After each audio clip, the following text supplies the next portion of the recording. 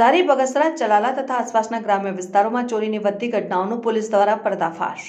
અમરેલી જિલ્લાના ધારી, બગસરા, ચલાલા તેમજ આસપાસના ગ્રામ્ય વિસ્તારોમાં છેલ્લા ઘણા દિવસોથી ઘરોમાં સેંધ મારી અને દુકાનોના શટર તોડી ચોરીની ઘટનાઓમાં અચાનક વધારો નોંધાયો હતો। સતત બની રહેલી આ ઘટનાઓને કારણે સ્થાનિક લોકોમાં ડર અને બેચેની ફેલાઈ ગઈ હતી।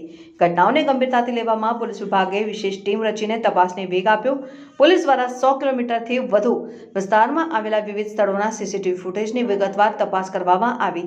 કલાકો સુધીની નજરદારી અને વિશ્લેષણ બાદ આરોપીની હરકતો અને મૂવમેન્ટનો સંપૂર્ણ ટ્રેલ તૈયાર કરવામાં આવ્યો।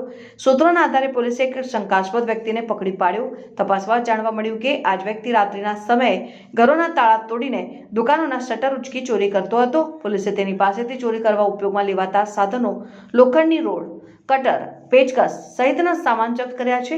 ધારીના એએસપી જયવીર ગઢવીએ જણાવ્યું કે પોલીસ ટીમ સતત વિસ્તારમાં સક્રિય હતી અને ટેકનિકલ સર્વેલન્સની મદદથી આરોપી સુધી પહોંચી શકાય છે અને તેમણે વધુમાં કહ્યું કે વિસ્તારમાં કાયદો અને વ્યવસ્થા જાળવવા તથા આવી ઘટનાઓ રોકવા પોલીસ સતર્ક છે। રિપોર્ટર રાઠોડ મહેન્દ્રભાઈ, ન્યૂઝ 7 ઇન્ડિયા।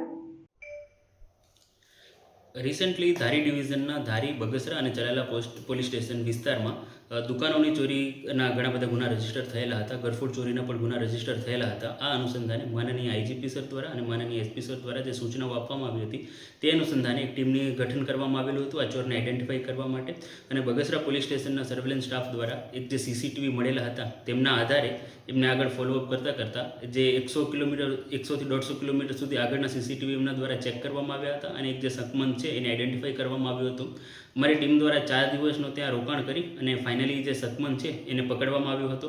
આ જે શકમંદ છે વિજયભાઈ મકવાણા, એમની પાસેથી ચોરી કરવાની જે કીટ હોય એ પણ બરામદ થયેલી હતી અને આ જે વિજયભાઈ મકવાણા છે એમના દ્વારા 50થી વધારે આવી ગરફોડ ચોરીઓ કરવામાં આવેલી છે અને આ જે ચોરીઓ છે એ એમની કબૂલાત કરેલી છે।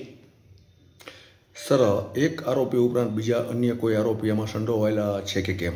આ જે આરોપી છે એની એમઓ એવી છે કે એકલો જ ઓપરેટ કરે છે અને એનું ખાસ ટાર્ગેટ હોય છે દુકાનો। આપણા વિસ્તારમાં પણ એમણે દુકાનોને ટાર્ગેટ કરી હતી અને એની આ સિવાય સુરત, રાજકોટ, અન્ય વિસ્તારોમાં પણ દુકાનોમાંથી જ એણે ચોરી કરેલી છે અને આ વ્યક્તિ છે એકલો ઓપરેટ કરતો હોય છે।